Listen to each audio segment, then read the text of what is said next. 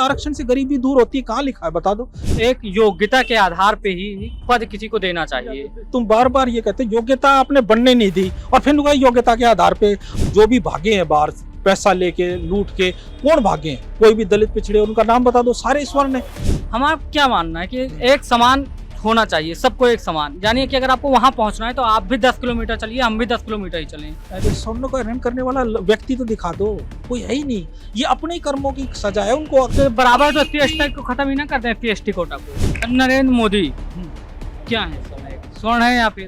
तो आपका रोजगार के मुद्दे पे क्या कहना है सर? रोजगार के लिए आप किसे जिम्मेवार ठहराते हैं, सरकार को या यूथ को? नहीं, सबसे पहले देखो हमारे को यही चीज सिखाई गई है, बताया गया, हम बच्चों को पढ़ाते हैं कि आपको रोजगार जो है अपनी योग्यता से मिलेगा, लेकिन योग्यता मिलेगी आपके इंस्टीट्यूशन से। आपके इंस्टीट्यूशन में दाखला होता है, पढ़ाई करते हो और उसके बाद अपॉर्चुनिटी अवेलेबल कराते हो।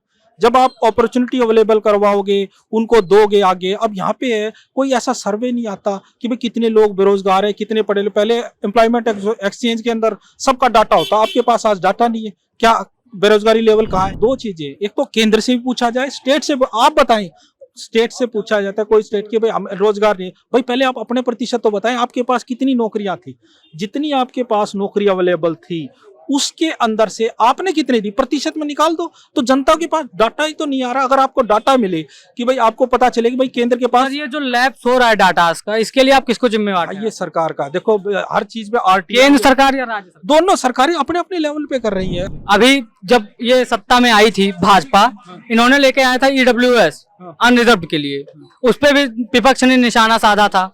फिर आप कह रहे हैं कि क्रांति, विपक्ष कहाँ साधा, वो तो सारे नतमस्तक हैं, मतलब वो पूरी तरह से नतमस्तक हुए बैठे हैं। कोई वोटों के साथ कोई खेलना नहीं चाहता, जो मिलेगा जो नहीं होगा वो उसके अंदर। सर उस पर FIR मतलब ये खारिज भी दाखिल की गई थी, अभी उसमें जल्दी में फैसला भी आया है। हाँ नहीं, वही तो है, EWS पे आपका फैसला तो आ गया, क्योंकि बता तो रहे सरकार इनकी है, कोई भी क्रांतिकारी चीज नहीं है। जो भी चीज है सर ये EWS आपको क्रांतिकारी नहीं दिखती सर? इकोनॉमिकल जो इकोनॉमिक्स वीकर सेक्शन थे हमारे देश में, उसके लिए, उसके उत्थान के लिए इतना अच्छा काम कर रही है सरकार, इस पे आप नहीं क्रांतिकारी के रूप में नहीं देख रहे हैं? नहीं, इसको क्रांति कैसे? आप किसी जो है स्वर्ण से पूछोगे भाई EWS को आप मानते, वो गिनते ही नहीं उसको चीज को।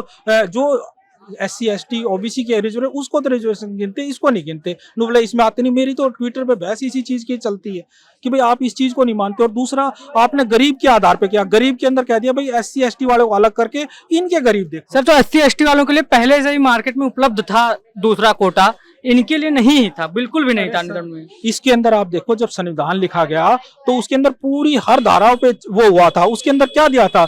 शैक्षिक रूप से पिछड़े हो, सामाजिक रूप से पिछड़े हो, आर्थिक आधार। भाई भारत में हर आदमी तो गरीब है। आरक्षण को आपने गरीबी उन्मूलन कार्यक्रम थोड़ी दिया था कि भाई इससे आरक्षण से गरीबी दूर होती है, कहाँ लिखा है बता दो। सर शिक्षा क्षेत्र में क्या आरक्षण सही है?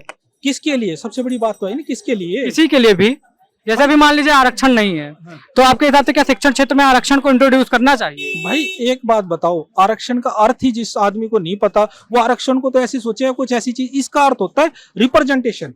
रिप्रेजेंटेशन का अर्थ क्या होता है कि भाई अगर आपके 5 लोग हैं तो एक आदमी उसका भी होना चाहिए। योग्यता और उससे रिलेटेड नहीं था कि भाई आप उससे लाएंगे, आप उसको पढ़ाओ लिखाओगे और तब जाके वो व्यक्ति जो है इतना सक्षम हो पाएगा। आपने पढ़ने लिखने दिया ही नहीं इतने साल तक। चीज तो है, हम भी, आप भी पढ़ रहे हैं, अगर मान लीजिए आप सुन रहे हैं, एक बंदा दूसरा पढ़ रहा है, वो मान लीजिए SC/ST का है, आप 85 नंबर ला रहे हैं, वो बंदा 80 नंबर लाके हो जा रहा है, तो आप तो बता रहे हैं कि दोनों को तो समान शिक्षा के हिसाब से वो जॉब मिलनी चाहिए। जब आप नंबरों और इसकी बात करते हो ना, वहीं गड़बड़ करते हो। भाई एक आदमी को हजारों साल से दबाया गया, कुचला गया, पहली या दूसरी पीढ़ी, ठीक है। समाज के दबे कुचले लोग हैं, उनके लिए आरक्षण जरूरी है। हाँ। आपने कहा ये बिल्कुल, लेकिन आप ये भी देखो, जिन कुचले लोग, अगर आप समझो ना, अगर किसी व्यक्ति को रोका गया है कि भाई तू पढ़ेगा नहीं, तेरे अगर पढ़ेगा तो तेरी किताब वो अंबेडकर का। सर अब तो आप मानते हैं ना कि शिक्षा सबके लिए एक समान लागू है, तो अब आपके हिसाब से आरक्षण खत्म कर देना? कहाँ लागू है भाई? आप तो प्राइवेट के अंदर जाके देखो और उस सरकारी का, दोनों का अपने आप देख लो उठा के। आप ये देखो कि उसके अंदर कितने लोग हैं। हर आपको जनगणना इसीलिए तो की जाती है। आप देखो OBC का आज तक जो है इसकी जनगणना नहीं होने दे रहे। क्यों नहीं होने दे रहे? इसीलिए कि पता चल जाए भी कितने लोग हैं। ये जनगणना से क्यों डर रहे हैं? आंकड़े आप ही कह रहे हैं कि भाई 10% दिया गया, जनसंख्या कितनी है उनकी? यहाँ तो ओबीसी की 52% आरक्षण 27%, और यहाँ पे कितनी देखते हो आप 15%, तो 15 को 10 मिल रहा है, और जो 85 है उनको 27 जा रहा है। और ये भी एक बात देखना, आरक्षण का अर्थ ये माना जा रहा है कि भाई आदमी को पकड़ पकड़ के, जो भी SC ST OBC का, उसको पकड़ पकड़ के नौकरी दी जा रही, कोई छूटना नहीं चाहिए। और आप डाटा उठा के देख लो, कितने लेवल पे कोई भी ओबीसी का कोई प्रोफेसर हो यूनिवर्सिटी में, कोई है ही नहीं। सर मेरा मानना है पर्सनली कि जो एक योग्यता के आधार पे ही पद किसी को देना चाहिए। तुम बार बार ये कहते योग्यता आपने बनने नहीं दी, और फिर योग्यता के आधार पे आप करेंगे, पहले योग्यता बनने दो। तो सर योग्यता कैसे आप, हमारे स्कूल में ये कहा गया है कि यहाँ पे ओबीसी नहीं बैठ सकते, SC नहीं बैठ सकते। देखो फिर वही बात, आप जो अभी ये जितनी भी आप जो दलितों के प्रति अत्याचार हो रहे हैं, और वो आप दिखाते ही नहीं, आपको पता ही नहीं, मूछ रखने पर, घोड़े पे बैठने पर, ये सारी कहाँ से, अगर ये चीजें होती तो ये इनकी जरूरत क्या थी, बता दो। तो आज क्या आपको लगता है कि स्वर्ण में कोई इकोनॉमिकल वीकर सेक्शन को दबाया नहीं जा रहा है? कौन दबा रहा है, बता दो, बताओ कौन दबा रहा है कि जाति के आधार पे तू अपना ये नहीं बनाएगा, घोड़े पे नहीं बैठेगा। उस समय पे ऐसा कहा जाता कि होता था, लेकिन फिर सर आप ऐसा कैसे बोल सकते हैं? हरिजन चलाया किसने? हरिजन वो चलाया था ऑपरेशन महात्मा गांधी जी ने, ठीक। उसी समय से अनटचेबिलिटी खत्म हो गई थी।